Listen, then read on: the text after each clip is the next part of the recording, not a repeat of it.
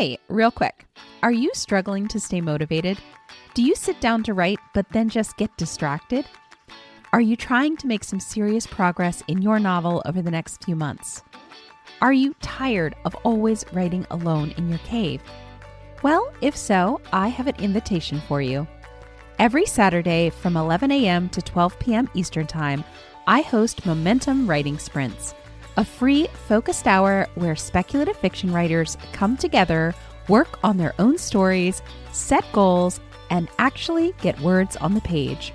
It's low pressure, high support, and seriously energizing. So, if you're a writer working toward publication, this is the perfect space to stay consistent, stay motivated, and stay on track with your goals. You can find the link to sign up right in the show notes. Spots are limited, so please grab yours while they're still available. All right, let's get to the episode.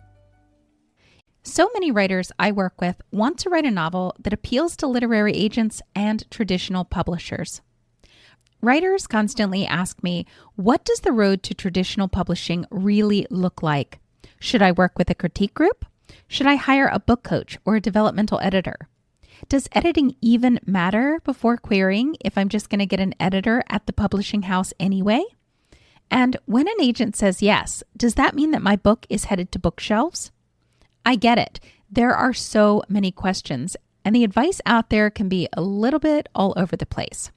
So today I'm going to be breaking it down, giving you a bird's eye view of the entire traditional publishing journey, and hopefully making a case for why you should be thinking about this process even before you start writing your novel. Hello and welcome to the Speculative Fiction Writing Made Simple podcast. I'm your host, Heather Davis. I'm a book coach, developmental editor, and fellow storyteller. And this is the show that's all about how to brainstorm, write, edit, publish, and sell a powerful speculative fiction novel. And maybe just change the world too. When most writers come to me, they're laser focused on one thing, landing that traditional publishing deal. They dream of their novel being published by one of the big 5 publishers, and maybe even seeing their novel on the New York Times bestseller list, with a Netflix series to follow, of course. Hey, I know that's what I dream about for my first novel. However, while those dreams may feel super warm and fuzzy and exciting, they are incredibly hard to achieve, even if you write an incredible novel. That's why I never promise my clients any specific outcome besides this. If you give this process your all, you will end up writing a novel that you can be truly proud of. We really can't control the rest of it. Still, knowing the path to traditional publishing does make a difference. First, it helps you understand that publishing really is a business, and you have to approach it that way. Meaning, you're probably not going to decide to write a novel one day and then just sit down and write one that's sellable. Instead, it's probably going to take years of learning and practicing your craft before you can write something that will appeal to agents and publishers. That's a great reality check, but in my opinion, it's also a great motivator. Second, it helps you understand the process so you know if it's the right path for you. I've explained the process to some clients in the past, and they've realized that self-publishing, though a ton of work, might actually be a better fit and a more fulfilling pathway for them. While other writers have found so much peace in the fact that the traditional pathway to publishing, though incredibly difficult, is very structured and understandable. Third, when you know what's ahead, you can actually start thinking strategically about your next steps, and you can plan the best moves to get you closer to having a novel on the shelf at the bookstore. Fourth, it helps you to manage your expectations by getting ready for the fact that it's going to take time. Years, most likely. Trust me, friends, it's a long journey. And if you can get comfortable with the idea that it's going to take a while, you'll have the patience to learn, practice, and hone your craft. Fifth, it really helps you handle rejection more easily. When you see how many people need to fall in love with your novel enough to be willing to be its champion, then it really gives you perspective and you start to understand that rejection isn't personal. It really is just all a part of the process of growing as a writer and becoming an author. Okay, so let's go ahead and dive into the typical journey a writer experiences on the traditional publishing pathway. First, I'm just going to give you a quick high-level overview, but after that, we'll do a deeper dive. Basically, it looks like this. First, you have to generate an excellent story idea. Then you're probably going to outline and write your novel. Very often when you're writing your novel, you're going to want to do this with some people who can help you, maybe a book coach or a critique group. After that, you're going to edit your novel to perfection, maybe with the help of a developmental editor and beta readers. After that, you'll develop your pitch package, which is the package that you'll send out to agents. It includes things like the query letter, the synopsis, and a very, very polished set of 10 or 20 pages. And when you query those agents, you will do so in batches. After that, hopefully you have snagged your dreamy dream agent. And with their help, you will edit your novel to perfection again. Once your novel is as close to perfect as it can get, it will go out on submission to acquisitions editors at publishing houses. If acquisitions editors are not interested, it would do a thing called dying on submission. That means no publishing house wants to buy it. And if that's the case, you just get started writing a new novel. However, if acquisitions editors are interested in your manuscript, it will hopefully sell to a publishing house, and your agent will negotiate your publishing package.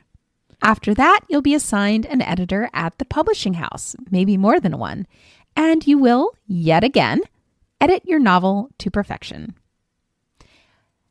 Now, after you're done editing and doing all the things that you can physically do with your novel, it's going to sort of live in limbo for a while.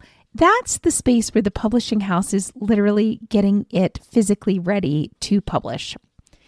And during that time, you can do things like build your author platform, begin writing a new novel, and eventually you will get to, huzzah, a published novel. Now, if you're like me and you're a very, very visual person and you'd love to see that as an infographic, I've got you covered. Just go down to the show notes and click on the link, and if you sign up for my email list, you can get that infographic for free. Not only that, if you sign up to be on my email list, you will be on my email list, which is a really cool place to be because I often do free writing workshops for the very, very cool writers on my list. So you would want to be on my email list either way, and I would love to have you there. Okay, let's dive deeper into each of the points that I talked about earlier. First, you start out with an excellent story idea that you fall in love with. But next, you have to vet that idea. Is it actually a good enough, stellar enough idea to carry an entire novel? Here are some of the great questions to ask yourself to figure that out. Is it fresh and original? Is there inherent conflict both internally and externally, sort of built into the story? Is it plausible within the context of the world that you've created? And does it have a deep gut emotional appeal? All right, if you answer yes to those questions and this story idea has legs, then it's time to develop some sort of an outline. Now, I know there are lots of different kinds of writers out there. Some of us are plotters, some of us are pantsers, and most of us fall somewhere in between. So I'm not asking you to develop a huge and detailed outline. Not everyone works well that way, and sometimes very, very, very detailed outlines will create sort of a paint-by-numbers situation, and we don't want that. But we do want some sort of an outline that generally guides the direction of the story so you know where you're shooting for. For example, many of my clients use the 15 beats of the Save the Cat story framework just to make sure that their idea fits the general shape of a great novel. You don't have to strictly adhere to whatever framework you use, but having an outline really does ensure that you don't get stuck somewhere in the middle of your novel, and it also helps you make sure that you're writing a novel that feels fulfilling to readers. So after you've done whatever form of an outline you're comfortable with, it's time to start writing. Now, at this point, I highly suggest getting feedback as you go. You can get that feedback in a variety of ways. If you have the money and you're determined to make writing your career, I highly suggest hiring a professional and trusted book coach who can help you shape your outline and can help you as you write your novel. What is a book coach, you ask?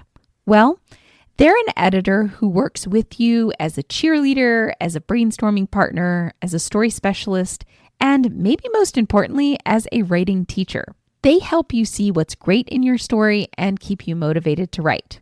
And when you're going through a writer's block slump, which happens to all of us, they help you climb out of that slump and get back on track. I know because I'm a book coach and that's what I do for my clients, but I also have some personal experience here because my wonderful book coach did this for me a few months ago. I was feeling very, very slumpy.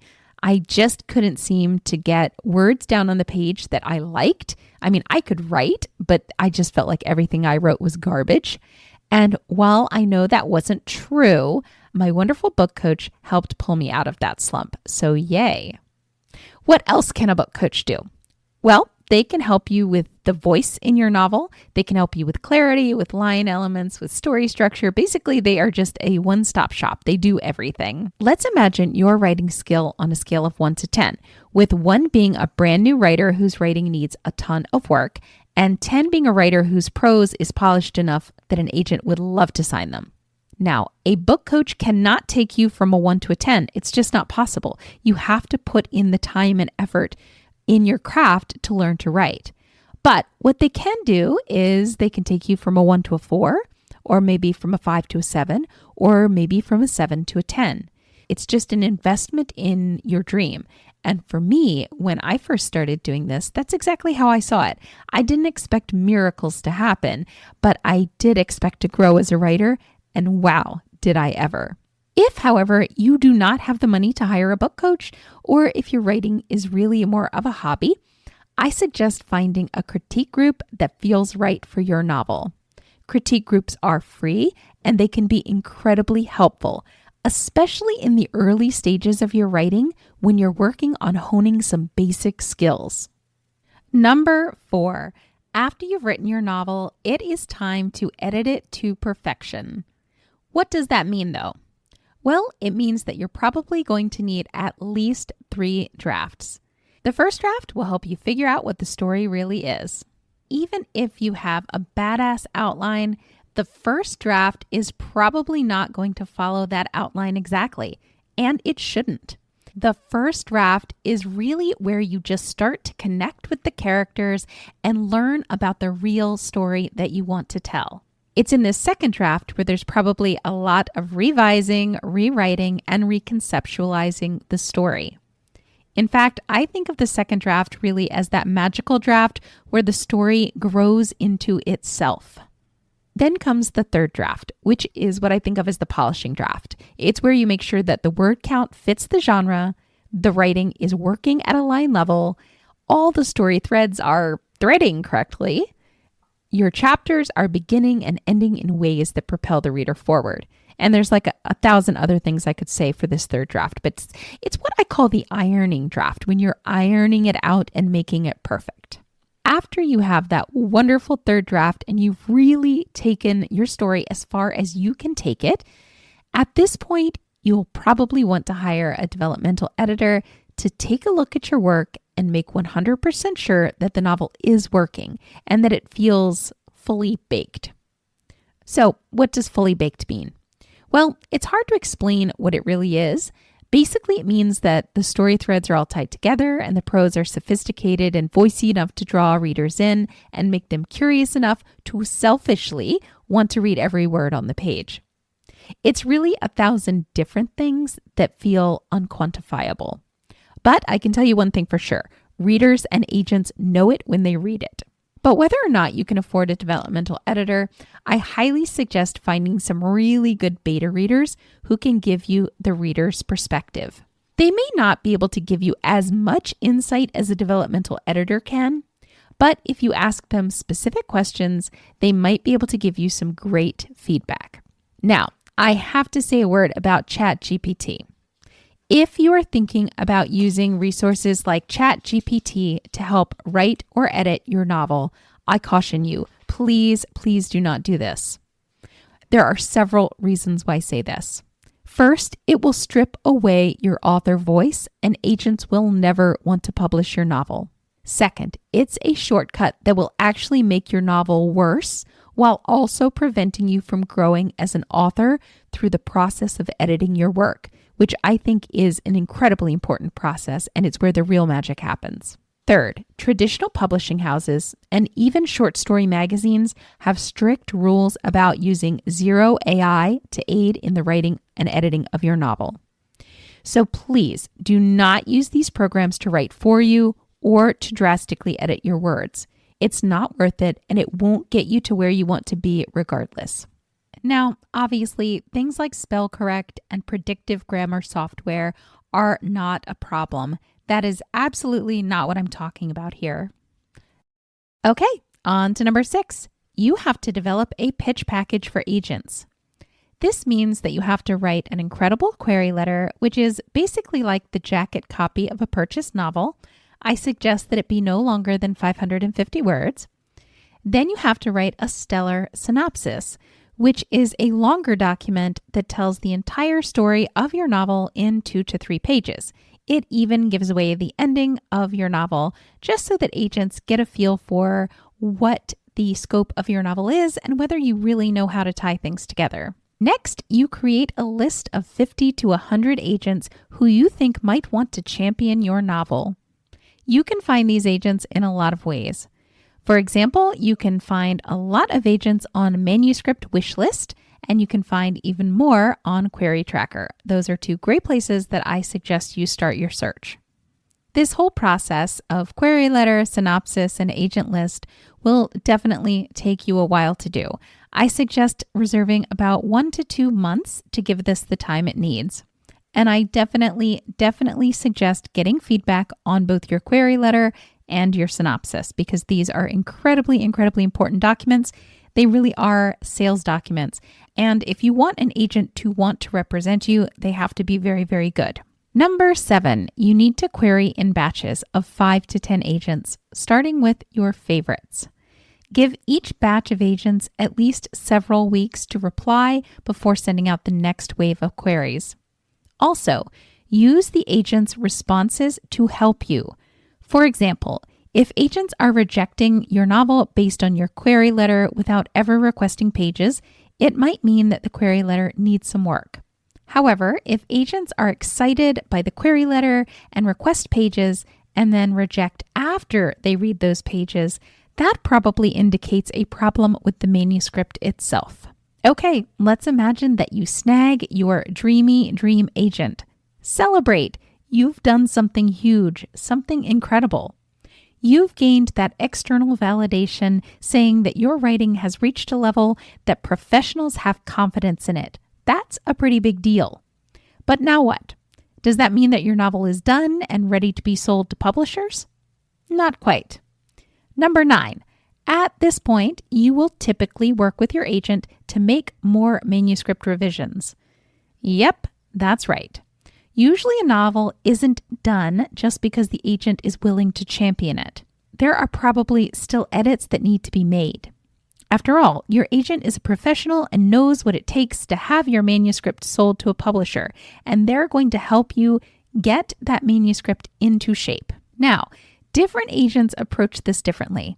Some agents are very hands-off when it comes to editing, meaning they only accept manuscripts that are nearly perfect and ready for the next step, while others will likely work with you very much like a developmental editor would.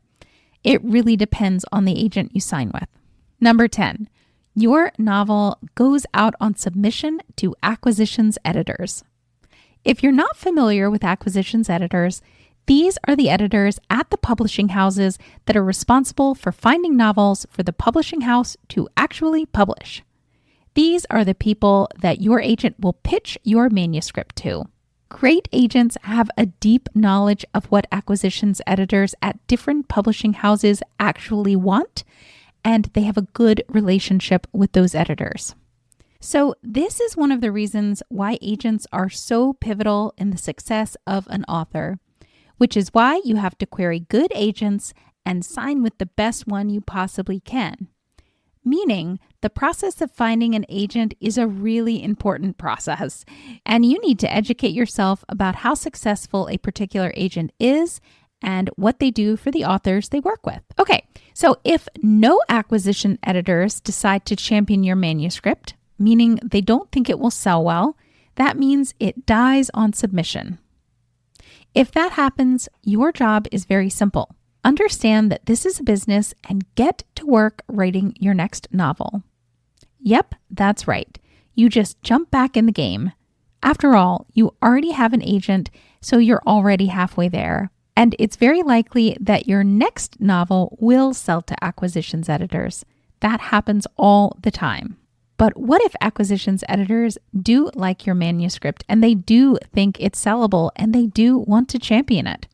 Well, then they must pitch it to the editorial board at the publishing house where they work and get everyone at the publishing house excited about your novel enough to give it the go-ahead. But what if several different acquisitions editors at different publishing houses all like your manuscript? Well, if that happens, you are in a really good position because then your manuscript might go to auction, which means that those acquisitions editors will bid for the manuscript and the agent is likely to negotiate a nice publishing package for you, the author, which likely means you'll get a bigger advance and maybe some other perks. Number 11, let's imagine that your manuscript did sell. Your agent did negotiate a nice publishing package for you. What now? Well, it's time to work with the editorial team at the publishing house to, you guessed it, edit your novel to perfection one more time. Once you've made all those new edits, your novel then goes into the production pipeline and it's largely out of your hands for many months, maybe a year or longer. After all, publishing takes a long time. 12. So what do you do once your novel is out of your hands and it's making the long journey to publication? Well, there's only really two things that you have to do at this point. Number 13. First, you can start or hopefully continue building your author platform.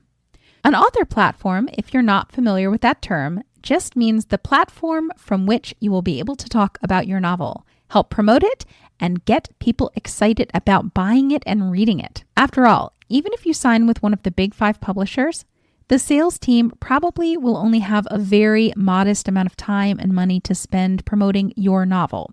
Which means if you want it to sell well and you want to continue being a successful author, you have to get out there into the world and help make that happen.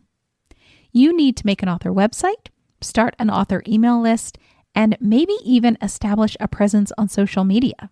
Second, now that your first novel is headed to the bookstores, you have one incredibly important job. You need to start writing your next novel. Number 15. Finally, your novel is published. Yay! Probably years after you started querying, you finally get to see your novel in bookstores, maybe go on book tours, whatever it is, it's all happening now. So my friends, as you can see, the road to traditionally publishing your novel really is a long one.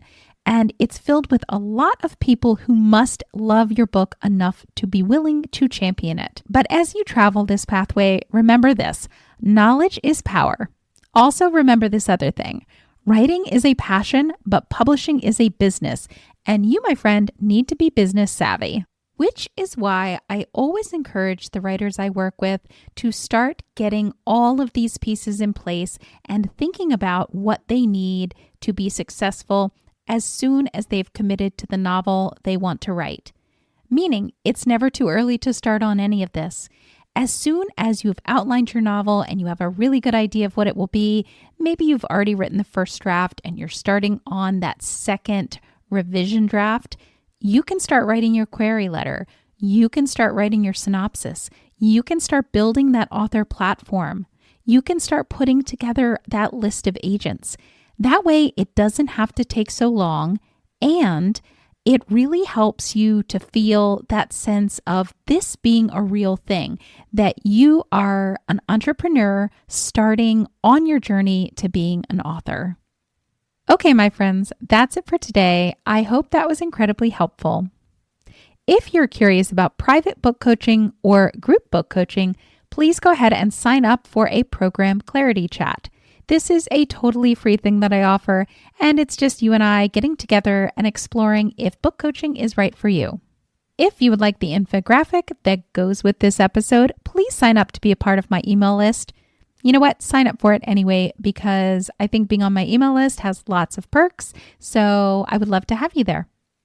And of course, and always, if this podcast was helpful and useful to you and you'd like to hear more, please share it with a writer friend, or 2 or 3.